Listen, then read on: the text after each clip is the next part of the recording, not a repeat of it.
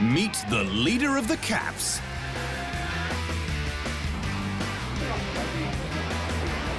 When representing your country once just isn't good enough, these athletes transform into national treasures, the pillars upon which the dreams of colleagues and countries rest. Over and over again until nobody has represented them more. And if your discipline has limited, if any, international competition, you can represent your team instead and accumulate appearances before becoming the longest serving in your sport. Some are captains, others convicts, but no cap leader is exempt from the truth.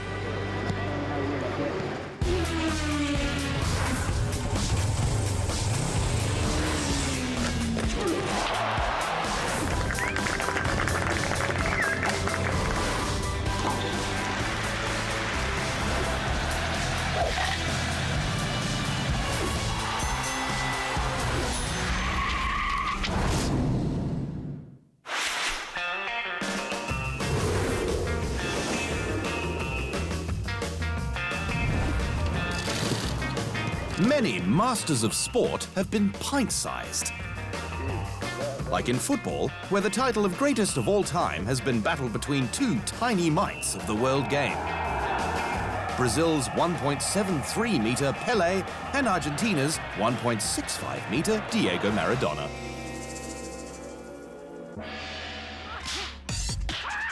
In martial arts, Bruce Lee may have been a larger-than-life kung fu superhero, but he stood just 1.71 meters. That's 2 centimeters less than another famous fighter, Floyd Mayweather Jr. Having gone undefeated over the course of his 20-year career, clearly, being little didn't stop him from being a boxing master. But cricket has a man who is literally known as Little Master. Sachin Tendulkar stands just 1.65 meters, but his unique and inimitable talent propelled him well above the rest.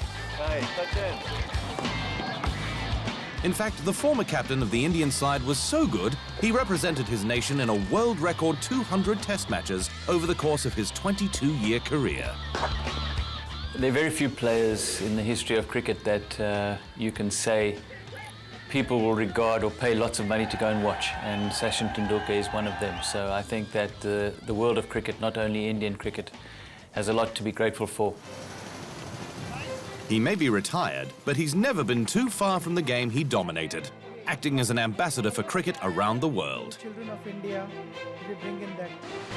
But while places like the United States still struggle to share the same passion Tendulkar has for the sport, back home, it's more than a sport, it's a religion. And the Little Master is their god. Just don't tell him that. First of all, I'm not God. I'm a cricketer, I'm Sachin. Coming up, cap leaders of the world game.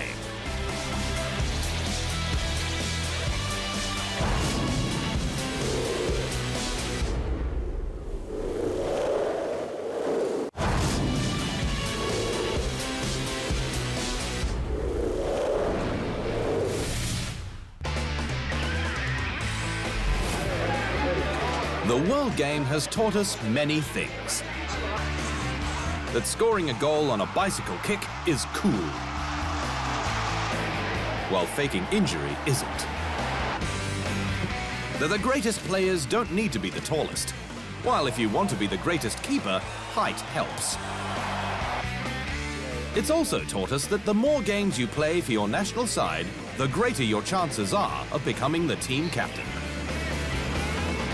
Because experience matters.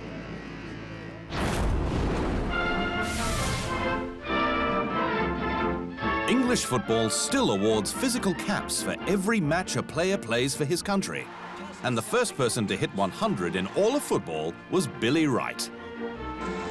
Wright ended up representing the Three Lions 105 times, 90 of those wearing the captain's armband, which meant plenty of banner exchanges and handshakes. It took a decade before his cap record was broken by Bobby Charlton, who notched his 106th and final cap in 1970. or 4 years after he helped hoist England's only ever World Cup trophy. But of course, only the captain can collect the trophy from the president of the governing body. And England's leader on that day was Bobby Moore, who won 108 caps for the senior side. It was the highest total of any English outfield player until David Beckham surpassed him in March 2009, who incidentally was the team captain for 6 years, with 115 total appearances in all. Representing my country has been, you know, one of the proudest moments of my career for many years, and one of the things that I've always been proud to be part of. You know, captaining my country was one of the best and biggest things that I've ever done in my career. Others who surpassed 100 include Frank Lampard at 106, Ashley Cole at 107, and Steven Gerrard at 114. And while Peter Shilton ended his career the all-time leader for England caps with 125, 15 of them as captain, another player quietly and confidently set out to surpass him, despite all the criticism.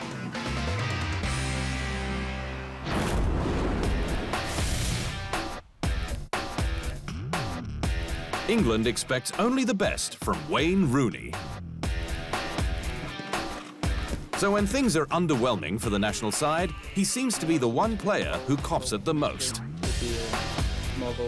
Just been ups and downs, and I think a lot of it, a lot of criticism is fair. It's about football. I understand that. Everyone's got their opinion, and a lot of it unfair, which I've had to deal with.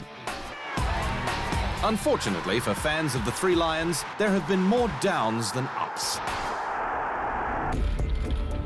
Case in point, the UEFA European Championships in 2016, which saw England come into the competition with great expectations, only to have suffered a shocking upset to Iceland in the round of 16.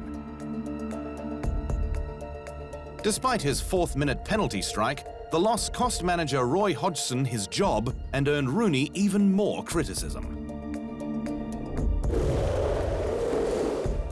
England's future still has promise, but Wayne Rooney is part of the past, announced Britain's national newspaper, The Guardian. Nonetheless, Rooney has carried on scoring. He broke Bobby Charlton's all-time goal-scoring record for England by scoring his 50th goal against Switzerland in 2015. And no matter what the media says, he continues to command the respect of his colleagues. I think that people of England and the media should really applaud him and really said what an outstanding player that he is still, and what he's done over the years for the English game. Obviously a legend in the history of our club, a legend in the history of English football. He's a great player, can do anything on the pitch, a real all-round game. He can score tap-ins and spectacular goals, he can volley the ball great header of the ball, can hold the ball up. He's an all-rounder. Sure, he hasn't always been the model footballer, with off-field indiscretions that included cheating on his wife, Colleen, and binge-boozing. Like when he celebrated England's 3-0 hammering of Scotland in 2016 by getting publicly hammered afterwards. These boys, this generation, is the most professional generation of footballers, not only in England, but in England too, we've ever had. All the legends you still love and all the guys you still admire and all that stuff, they drank like devils and they smoked like crazy, and they were still good players, and nobody does it anymore.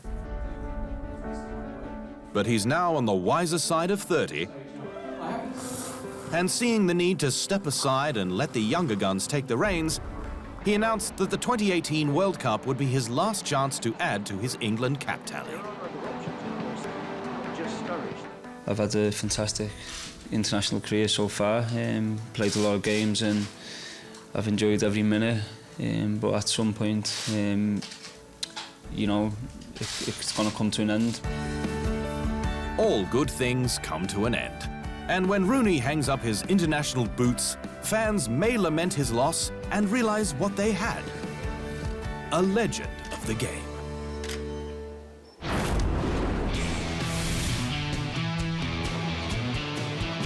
One position in football where players get better with age is between the pipes. And like their wines, Italian goalkeepers have proven just that.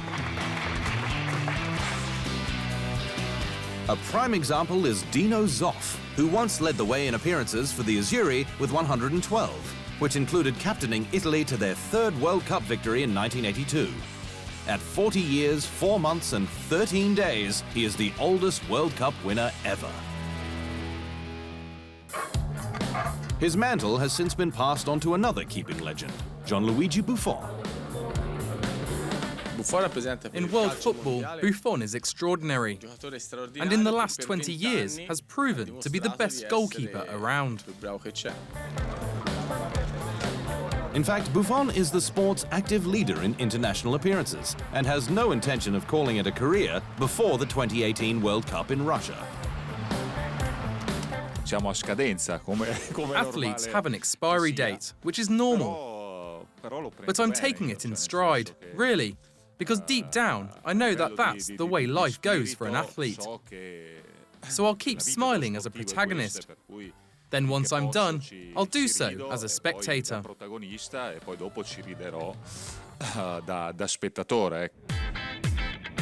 He's not the only smiling goalkeeper protagonist who leads his nation in the caps category. Standing second behind Buffon in both the IFFHS Best Goalkeeper of the Past Decade and Quarter Century Awards is Spain's Iker Casillas. Having been given the Red Furies armband in 2008, Casillas is just the third captain in football history to lift the World Cup trophy, the Champions League trophy, and the European Championship trophy, after Franz Beckenbauer and Didier Deschamps. But football's all-time male leader in international caps isn't a keeper, but rather a midfielder. Egyptian Ahmed Hassan made a record 184 appearances for the Pharaohs, scoring 33 goals. Hassan won 4 Africa Cup of Nations titles in a career that spanned nearly 2 decades, and was twice named Africa Cup of Nations Most Valuable Player in 2006 and again in 2010.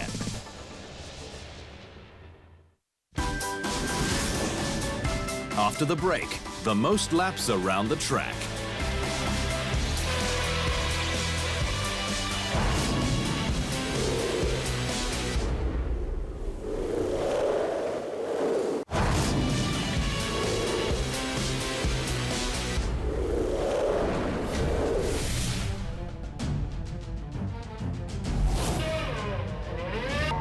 It's one of the most dangerous places to do business in the world. Inside a Formula One car. Between 1952 and 2015, 51 drivers have died driving an F1 car, 32 of which during Grand Prix race weekends. Fortunately for the sport, safety measures have been implemented and updated since that May 1994 terror weekend in Imola that saw both Roland Ratzenberger and Ayrton Senna lose their lives on the track.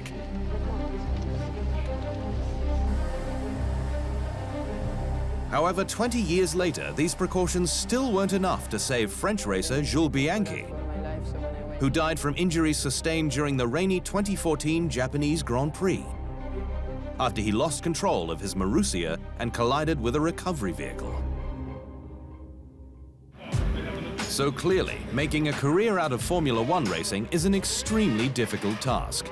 Just ask one Brazilian driver whose career lasted longer than anyone else's.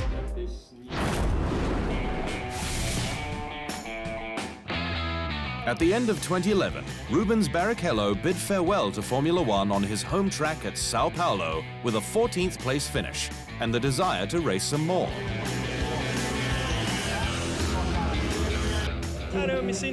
Man, I feel like a kid, to be honest. I don't feel my age. I left the Interlagos race and I could see the younger drivers ending limping. And I was okay. Thank goodness I'm fit, and my physical condition has improved over the years. I feel like it's been a privilege to be here, to be so competitive at almost 40 years old. and I am truly grateful for this passion that is unlimited.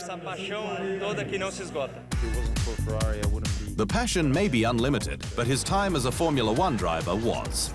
However, not before setting a record for the most races in F1 history.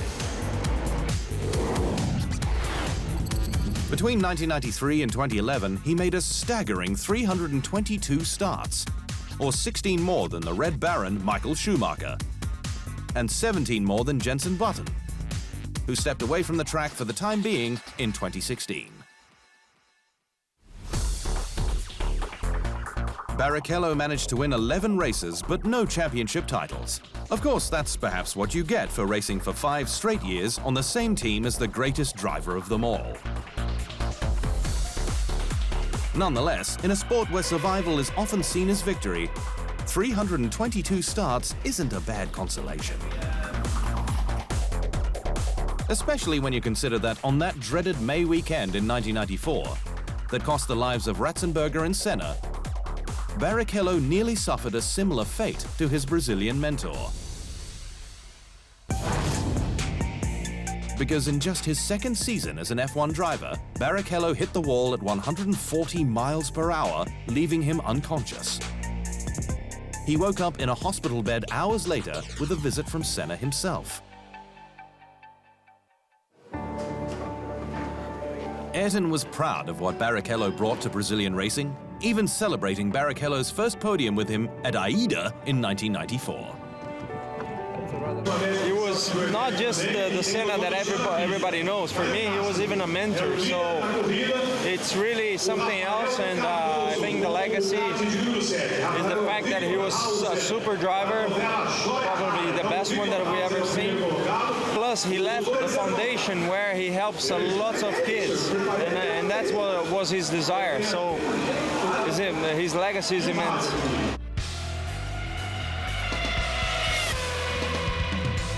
Despite the dangers associated with the sport, Rubens and retirement don't seem to get along, and so he's since raced in both the IndyCar Series and, more locally, Stock Car Brazil.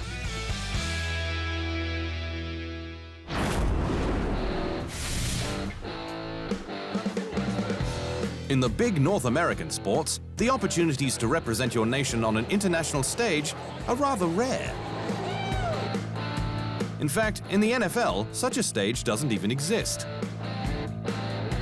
Hence, there's nothing bigger than the Super Bowl. So rather than look at those athletes with the most international appearances, perhaps it's prudent to see who leads their league in games played.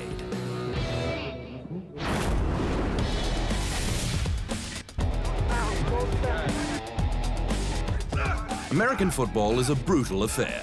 A hard-hitting spectacle where bodies collide and careers are often cut short. In fact, the average career of an NFLer is just 3.3 years. Broken down into positions, it's clear that the kicker would last the most, at 4.87 years. While running backs, or those players who use their bodies to gain yards while getting pummeled by the opposing defenses, enjoy a career expectancy of just over 2.5 years.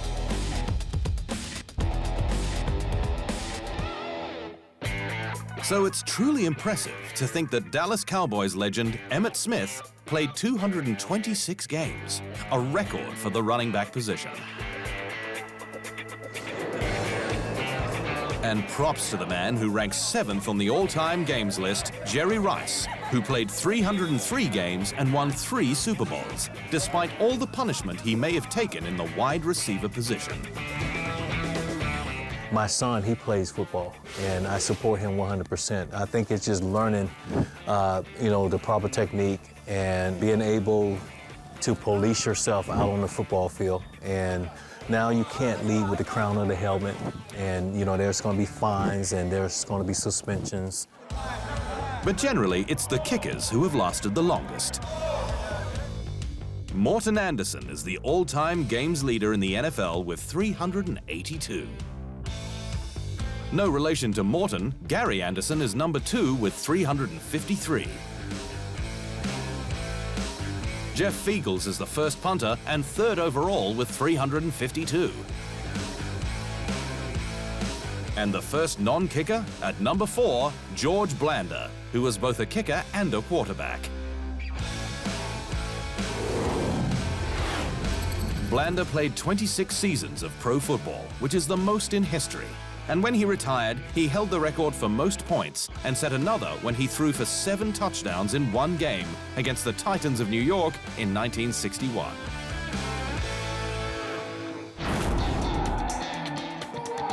Somewhat below football on the pain scale is professional basketball, where Robert Parish ranks first in games played in the NBA with 1,611. Laker great Kareem Abdul-Jabbar is second on the list with 1,560, while John Stockton is third with 1,504. And sliding safely home out of the 3 big sports is baseball, where the battering comes in another form.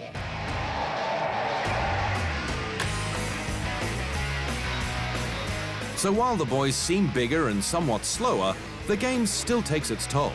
So you have to tip your hat to Pete Rose, who ended his career tops on the all-time games list with 3,562. The 3-time World Series champion holds many more records, but Major League Baseball has seemed to ostracize the former champ. After it was discovered he gambled on Cincinnati Reds games, the team he played for and coached. As a result, he was slapped with a lifetime ban from the game. I want baseball and Pete Rose to be friends. That's all I want, so I can say I'm not an outsider looking in. I got grandkids. They want their grandpa to be associated with baseball. That's all. You have to admit, though, the situation is a little awkward when you consider that the Baseball Hall of Fame already houses athletes that have allegedly used performance-enhancing drugs. A disservice to the game that's seemingly greater than that of the man known as Charlie Hustle. Still to come, the cap leader of rugby.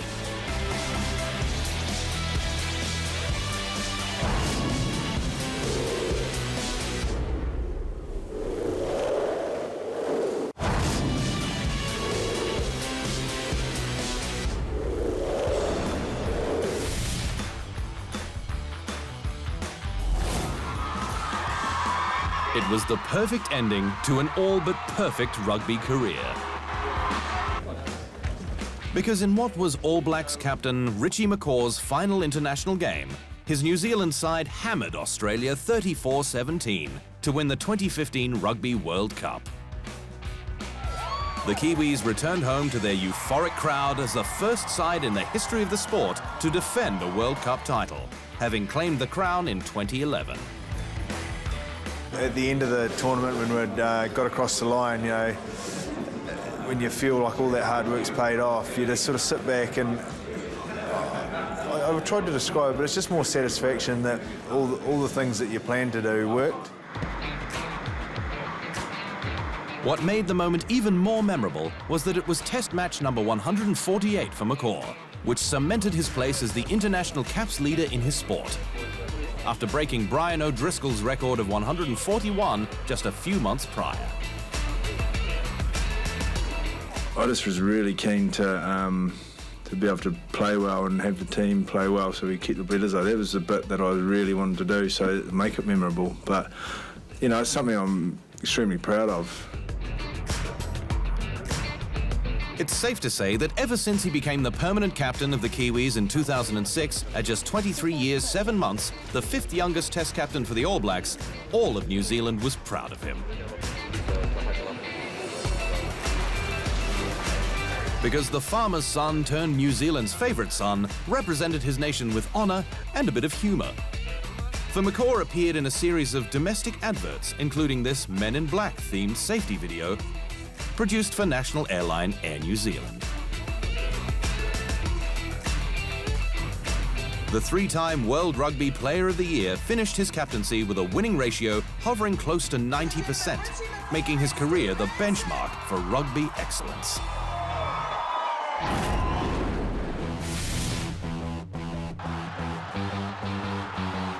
Becoming a professional athlete is an achievement reserved only for a select bunch. But becoming a representative of your country, that is an honor for a select few. And with that honor generally comes a tremendous sense of pride and a heightened sense of passion for the sport they play. So hats off to those international caps leaders, or to those who've played in the pros longer than anyone else. Because longevity in any sport is never a given and almost always earned. And that is the truth.